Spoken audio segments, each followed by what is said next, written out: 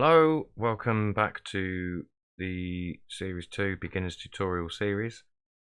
Too many series this is. Part 3. I'm going to try and get all the parts right this time. This is definitely part 3. I'm looking on my other screen, it says 2, 1. This is 3. Yeah, let's just get into it. Stop talking, Nick. Okay, so what we got here is where we left off, and we wanted to add some windows, and because because we applied the mirror modifier, now we're going to have to make changes on both sides unless we add another mirror modifier, since it's still symmetrical. So press 1 and then press 5 to go into my isometric. Again, either X-ray or Alt-Z. I always find it easier to select vertices when I do this and take everything again but the central line that is dead center. Press X, vertices, tab back into object mode, and then back into your modifiers, and then mirror. Boom. Bit of a tip for the mirror modifier, depending on what you're making. So see this is the central point. This is where the mirror is coming from. It's taking from the origin, which is dead center. If I move this point, in fact, let me make that clearer. If I move, how can I make this clearer? Probably in, yes, okay. So if I put it over, that's the mirror right there. It's copying it. But if I go past the central line that is mirroring by, so if I go over to here, it does this. You get overlapping faces, which we don't want. To avoid that ever happening, if you bring it back to wherever it was and then just click this clipping, now it won't let you go past that central line. Once it hits it, you can see, doesn't matter, like, no, you're not going nowhere. So I'm going to put that right back in the middle, slap bang bush. Okay, so let's go back to, what is that? Viewport edit, viewport render, viewport shading. So let's add some windows. So let's put 1, 2, 3, 4, 5. No, let's make it much simpler. 2. And then with those two, if we click on edges, it's clearer. So we only want this one, double click that one, double click that one. As you know, double clicking means we select the lot. Back into 1 to go into front view, and then we're going to control B. We're going to bevel them like this, and I believe, what happens if I SX? Yeah, that's not going to work. So I'm going to select, I'm back in X-ray, I'm going to select all of these, just GX, move them over here, select all these, alright, I should be on vertices, select all them, GX, bring these over here, and what's that look like?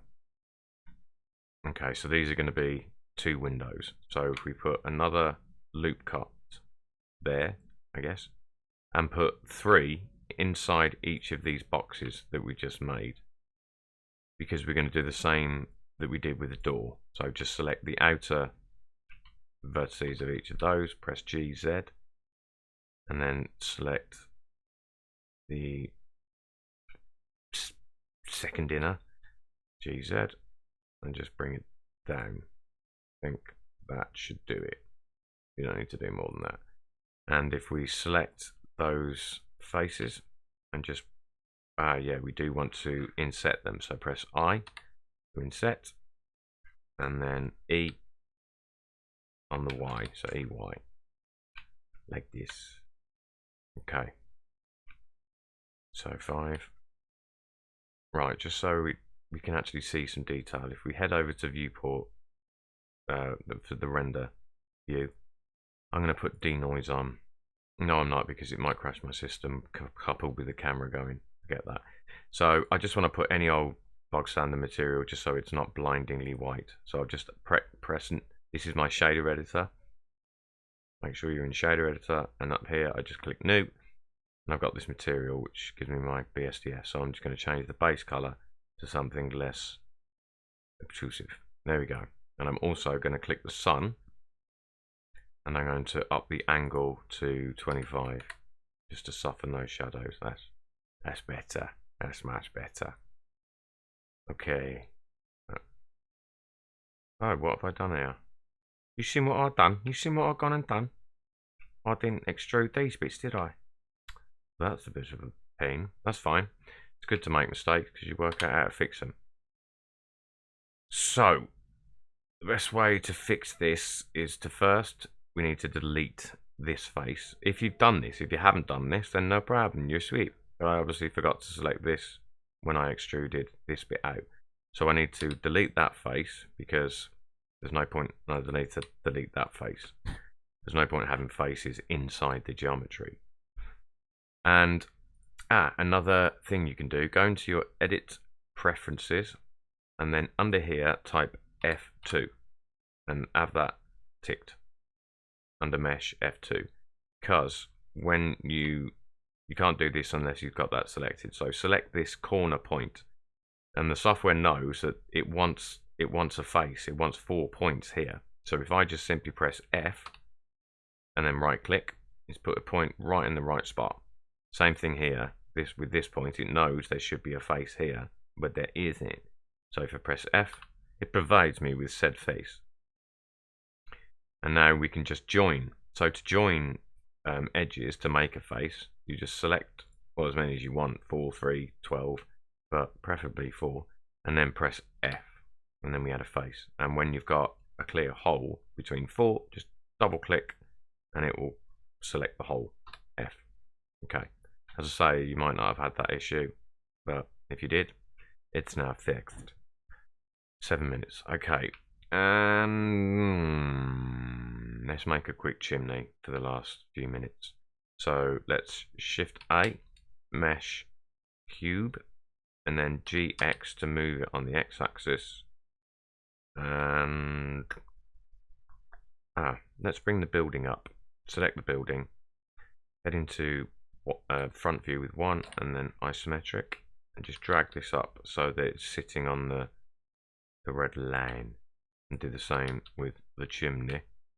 Bring it up on the Z.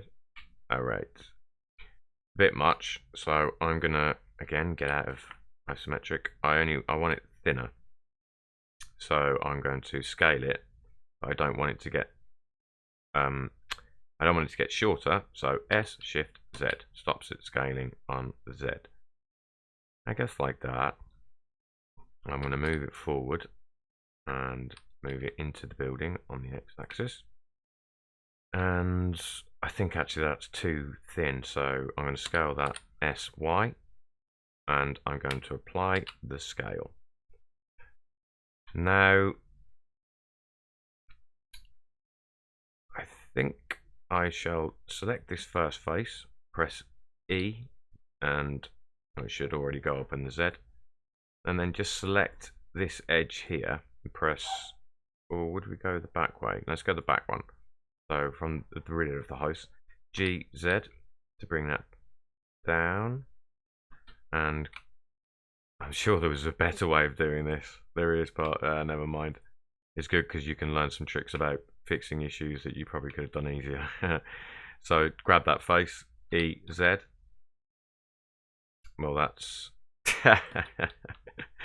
right, but there's a way of fixing that. Select that face, and what we can do, if we scaled this face on the Z axis, it's going to try and bring all of the, if I show you all of these vertices, it wants to bring them, it wants to make them flat if I scale on the Z. So I don't want any variation in height. So if I press SZ and then start, you see it brings them together and flattens them. The quicker way of doing that is just pressing SZ0, flatten it totally. Now, if we take this face and we extrude upwards, it should go directly up, like that. And then put a loop cut at the top, like that. Select this loop with loop of faces, press E, but Shift S, sorry, for scale, and then Shift Z. I don't want it to get bigger, I just want it to go out. Gosh, there's your chimney, almost. 10 minutes. Alright, cool. Now we've got a chimney. Yeah, no point telling you what we're going to do next because we're probably going to do it. So I'll see you in a bit. All right, bye.